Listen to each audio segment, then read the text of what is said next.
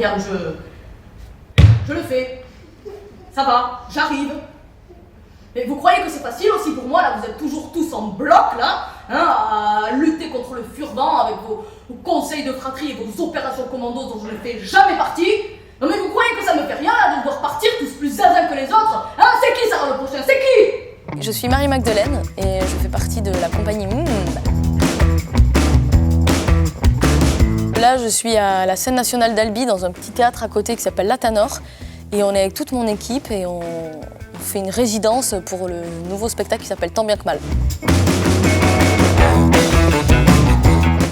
On est dans une maison tous ensemble, on mange ensemble, on discute tout le temps et en fait on a le théâtre à disposition avec les clés, alors on fait ce qu'on veut, on peut venir le matin. Toute la journée on répète, il y a le metteur en scène qui est là, il y a aussi le régisseur, donc on établit, en fait on répète, on fait des choses, on teste et chaque jour on essaie d'améliorer le spectacle.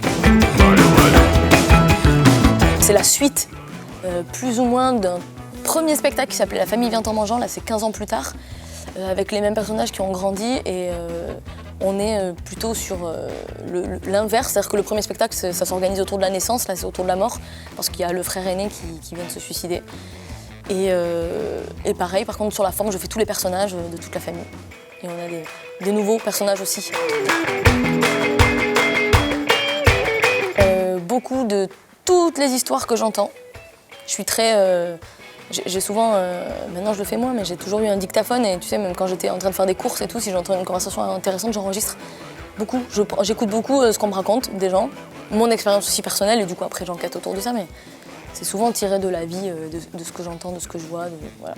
Et après, je lis beaucoup, tu vois, je prends là où ça me touche. Ouais, c'est une victoire.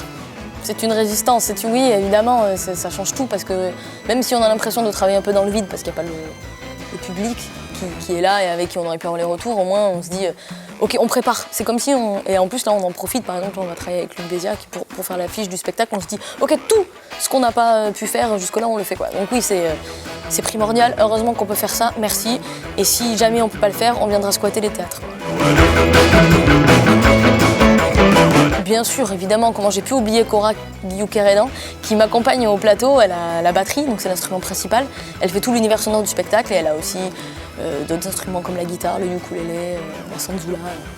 Et en fait, on se suit toutes les deux, on fait la traversée ensemble.